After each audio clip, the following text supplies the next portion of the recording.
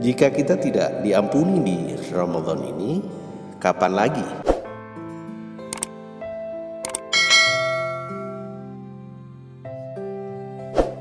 Assalamualaikum warahmatullahi wabarakatuh. Bismillahirrahmanirrahim. Alhamdulillahirrabbilalamin. Wassalatu wassalamu ala asrafil anbiya'i wal mursalin Sayyidina wa habibina wa syafi'ina wa maulana Muhammadin wa ala alihi wa sahbihi ajma'in, amma ba'du. Jumpa lagi di channel penuh berkah ini. Semoga sahabat dalam kondisi sehat walafiat, berkah atas apa yang diusahakan, dan bahagia bersama keluarga tercinta. Kita berdoa semoga rezeki yang masih jauh didekatkan, yang masih di atas langit diturunkan, yang masih di dalam bumi dimunculkan, yang sudah dekat dimudahkan serta diberkahkan oleh Allah Subhanahu wa Ta'ala.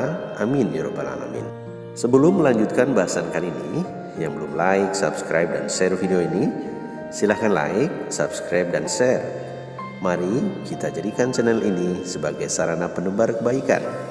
Semoga banyak orang yang tercerahkan setelah menyaksikan tayangan ini. Yang sudah like, subscribe, dan share, saya doakan semoga diberikan panjang umur, murah rezeki, dan bahagia yang terus meliputi sahabat dan keluarga. Jika kita tidak diampuni di Ramadan ini, kapan lagi? Barang siapa yang tidak diampuni dosanya di bulan Ramadan, ia tidak akan diampuni di berikutnya, kecuali ia melakukan kesaksian di Arafah. Nyataan Ja'far As-Siddiq radhiyallahu anhu. Lelaki yang memburu perasaan terampuni. Lelaki itu telah memutuskan ia ingin berubah. Setelah sepanjang hidup yang ia nikmati dengan gelimang dosa, hari itu ia akan mengakhiri. Kesadaran itu tiba bersamaan dengan kehendak Allah untuk mengentaskan salah satu hambanya. Sebuah karunia kesesuaian momentum yang sangat berharga. Kepada istrinya, lelaki itu berkata, "Aku ingin mencari pemberi syafaat yang bisa menolong aku kepada Allah." Sesudah itu ia pergi meninggalkan rumah, berangkat ke padang pasir yang hampa. Setibanya di sana ia berteriak, "Wahai langit, tolonglah aku kepada Allah. Wahai gunung, tolonglah aku. Wahai bumi, tolonglah aku. Wahai malaikat, tolonglah aku." Rabi'ah bin Uthman bin Huzair wafat tahun 54 Hijriah. Yang meriwayatkan kisah ini memang tidak menyebut siapa lelaki pencari ampunan itu. Tapi itu tidak penting. Pelajaran kebajikan selalu abadi, bila pun tokohnya tak dikenal namanya. Lelaki itu terus meminta.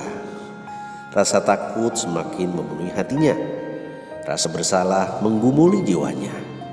Ia benar-benar mengejar ampunan Allah. Di ujung kesadarannya ia hanya ingin satu hal, perasaan terampuni. Akhirnya dia pingsan, kelelahan. Lalu Allah mengutus seorang malaikat kepadanya. Didudukannya lelaki itu, diusap kepalanya, lalu malaikat itu berkata, "Bergembiralah." Lalu malaikat itu berkata, "Bergembiralah, sesungguhnya Allah telah menerima taubat engkau." Lelaki itu sangat gembira dan bertanya kepada malaikat itu, "Semoga Allah merahmati engkau. Siapa yang memberi syafaat dan menolong aku ke hadapan Allah?"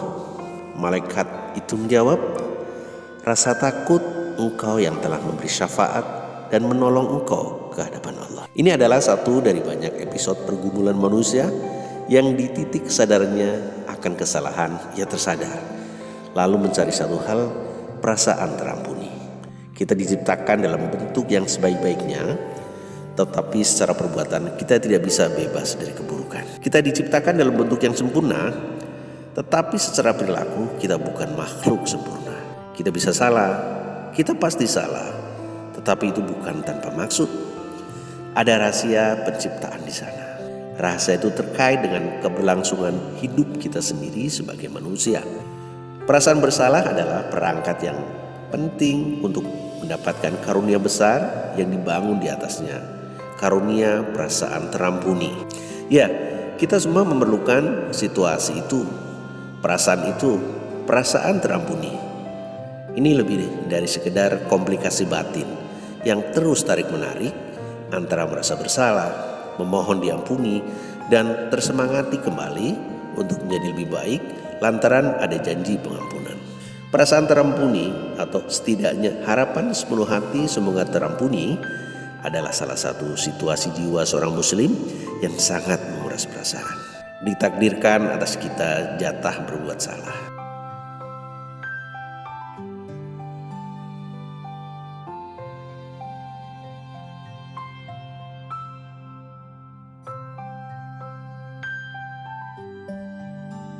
Diciptakan untuk kita perasaan bersalah. Tapi sesudah itu yang kita perlukan adalah lanjutannya, yaitu bagaimana kita mendapatkan perasaan terampuni. Perasaan terampuni adalah gabungan antara rasa takut dan harap. Di sana kedua perasaan itu bersatu, berbaur, berkecamuk.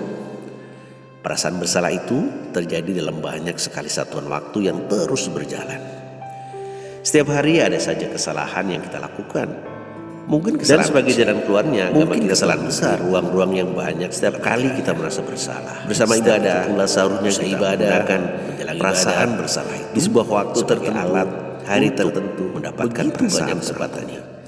Di sana kita bisa berharap maaf, berdoa dan memohon ampunan.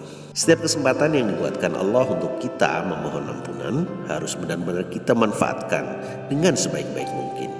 Karena kita memang harus meminta ampunan sebanyak mungkin. Terlebih bila kesempatan itu dibuat secara khusus dan sangat istimewa. Seperti perlakuan yang diberikan Allah di bulan Ramadan, benar-benar berbeda. Di luar Ramadan, perasaan terampuni itu masuk dalam kerangka yang lebih umum. Karena kesempatannya, peluangnya menempel pada rutinitas keseharian kita sebagai seorang muslim. Kalaupun ada waktu-waktu yang lebih utama dari waktu yang lain, semua tidak ada yang setara dengan keutamaan dan kemuliaan yang ada pada bulan Ramadan. Semua situasinya tidak ada yang istimewa. Kita lanjutkan di video kedua seri lelaki yang memburu perasaan terampuni.